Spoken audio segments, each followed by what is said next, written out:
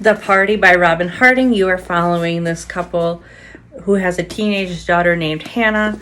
They happen to have a party, and some things happen at this party, and there's an investigation. It was like a thriller. It felt like a thriller because it was like, what's going to happen next?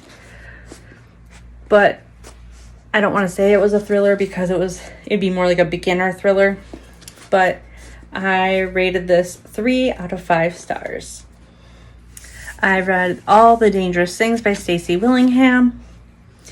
This lady, her son is abducted, and it flashes from the present to the past as they're solving the case on what happened to the child.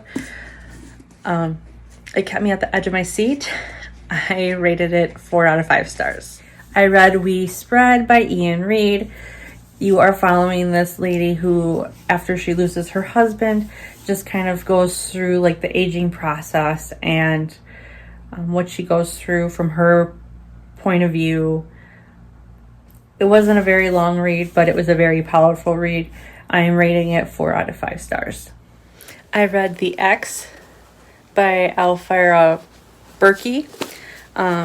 Apologize if I am saying that name wrong, but I rated this book 2 out of 5 stars. It was just kind of your typical thriller. You kind of saw everything happening as it was playing out. I'm not for sure if I'm going to pick up her again or not, just because I haven't really been impressed with any of the books I've read by her yet. I think they've all typically been 3 stars. And then obviously this one's a 2-star. You are following this couple, they dated in the past, and now she feels like she owes him, and she is going to be his lawyer or attorney or something as this case is going on. And it was just so predictable. I read If She Were Dead by J.P. Smith. You are following a few different couples throughout the story. If you do not like the cheating trope, don't go ahead and pick it up because there's multiple affairs going on in this book. I'm going to go ahead and rate it 3 out of 5 stars. It was kind of just your typical thriller, but the ending got me by surprise. At first, as soon as I finished it, I said 4 out of 5 stars, but now that I sat on a little bit, I pretty much forgot most of the story already. So 3 out of 5 stars. The Lake by Natasha Preston. 3 out of 5 stars. It was your just typical thriller, but it did keep me at the edge of my seat. The Cellar by Natasha Preston. You are following this man who kidnaps different women for different reasons. I ended up rating it 3 out of 5 stars. The next book I read was The Quiet Tenant, and I'm not even going to try and pronounce the person's name. You are following this guy, this Aiden, and he has holding a deep secret from everyone in his town. He's known as a kidnapper and a serial killer in this book.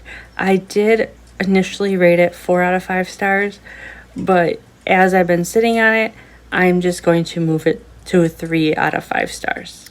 I read Hello Stranger by Catherine Senner, which is her newest release. I also really enjoyed this one. I rated it 3 out of 5 stars. You are following this lady that has face blindness. And there's some family drama, and just I talked to some people and they thought the main character was kind of whiny, which I think that's what she was trying to perceive as she was acting throughout the story. So 3 out of 5 stars.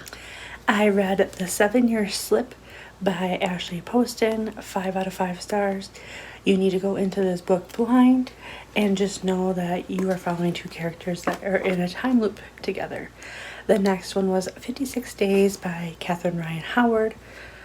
I wish I would have read this during the pandemic. I think I would have been able to enjoy it a little bit more.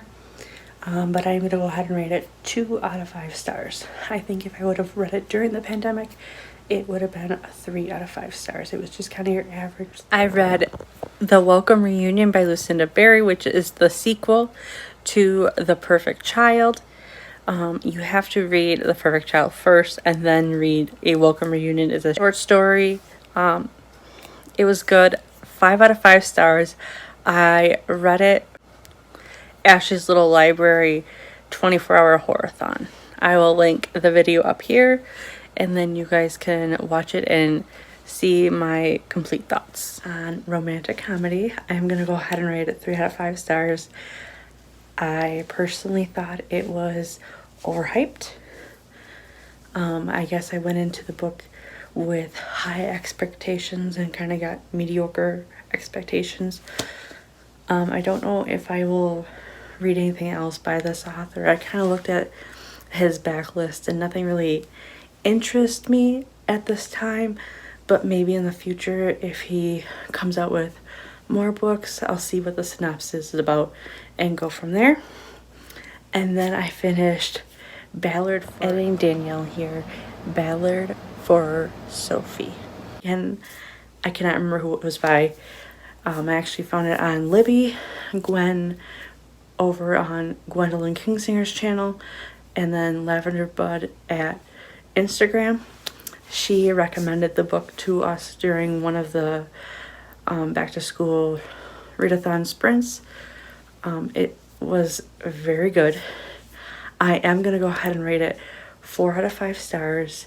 You are following this female character that goes on to an adventure to kind of figure out some things about someone.